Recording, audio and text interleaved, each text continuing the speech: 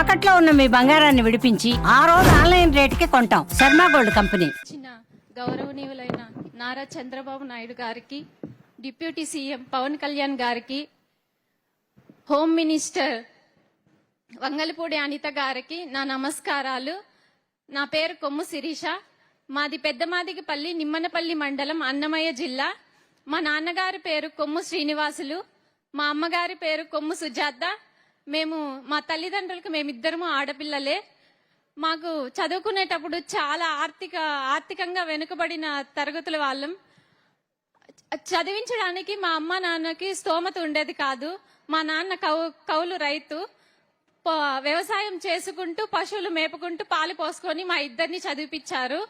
మమ్మల్ని చదివిపించేటప్పుడు చుట్టుపక్కల అందరూ, ఎందుకురా నువ్వు ఆడపిల్లల్ని చదివిపిస్తున్నావు, ఎన్ని రోజులైనా నువ్వు ఒకరి చేతిలో పెట్టాల్సిందే కదా, ఆ డబ్బులు ఏదో మీరు వెనక్కేసుకోండి, మీ వృద్ధాప్యంలో మీకు కొంచెం సహాయంగా ఉంటుంది అనేవాళ్ళు.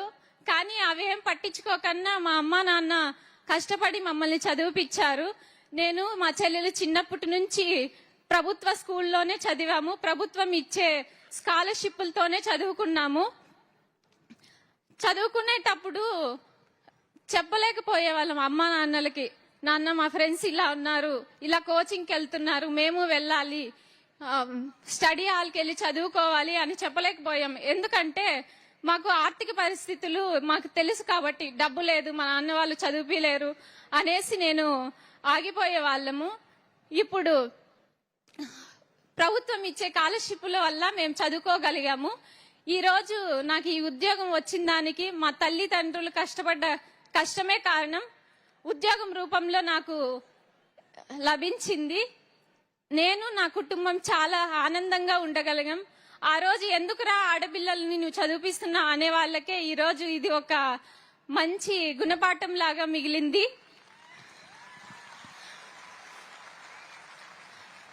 అన్నిటికీ సమాధానం మా నాన్న ఒకటే చెప్పాడు, ఆడబిడ్డలైనా మగబిడ్డలైనా నాకు వాళ్ళే. నేను పెద్దమ్మాయిని, ఇంకో అమ్మాయి చిన్నమ్మాయి. నా పెద్ద బిడ్డ మగరాయిలాగా ఉంటుంది అని చదివిపించాడు నన్ను. మా చెల్లి అన్ని స్కాలర్షిప్లతోనే చదువుకొని ఐఐటి విజయవాడలో చేసింది. ఇప్పుడు ఎన్ఐటి బీహార్ పాట్నాలో చదువుతుంది సివిల్ ఇంజనీర్ గా. ఇన్ని కష్టాలని అధిగమించి వచ్చిన దానికి మా అమ్మ మా నాన్న కారణము. నేను ఉద్యోగం సాధించడానికి కూడా మా అమ్మ మా నాన్నే కారణము. ఇప్పుడు మాకు ఈ నియామక పత్రాలు అందజేస్తున్నందుకు గాను సీఎం సార్ గారికి ఆస్పిరెంట్స్ అందరి తరపున ధన్యవాదాలు తెలియజేసుకుంటున్నాను. Thank you sir. ఈ అమ్మాయిని చూస్తే తల్లిదండ్రులకి చేతులెత్తి వందనాలు సమర్పిస్తున్న ఈ అమ్మాయిని ఎంఎస్సి కెమిస్ట్రీ చేపించారు. రెండో అమ్మాయి బీటెక్ చేసి civil engineer sir, NIT partner civil engineer. ఇప్పుడు ఎన్ఐటికి వెళ్లి సివిల్ ఇంజనీర్ చేస్తా ఉంది. ఒక మామూలు కుటుంబం, అసాధారణమైన పట్టుదల. మగపిల్లలైనా ఆడపిల్లలైనా నాకు సమానం. ఈ పిల్లల భవిష్యత్తు చూడాలని చెప్పి ఆ తల్లిదండ్రులు కోరుకున్నారు. పిల్లలు కూడా శబాష్, మీరు నిరూపించుకున్నారు. మిమ్మల్ని మనస్ఫూర్తిగా అభినందిస్తున్నా. ఇక్కడ మీరు చూస్తే ఒక పక్క బ్యాక్వర్డ్ ఏరియా, ఒక పక్క మాదిగ కులాల్లో చాలా మంది ఉద్యోగాలు రావు. అందుకే నేను ఇప్పుడే కాదు, ఎప్పుడో కేటగరైజేషన్ కూడా తీసుకొచ్చి మాదిగలకు కూడా న్యాయం జరగాలని ఒకప్పుడు కేటగరైజేషన్ తీసుకొచ్చా. అది మధ్యలో కోర్టు కొట్టేస్తే వదిలేశారు.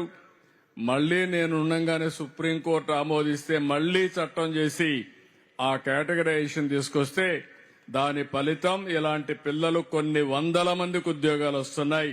నేను గర్వపడుతున్నానని చెప్పి మరొక్కసారి తెలియజేసుకుంటూ, ఏమమ్మా నీకు మంచి ఉద్యోగం వస్తుంది, ఇంకా బాగా చదువుకుంటే ఇంకా పై ఉద్యోగాలు కూడా వస్తాయి.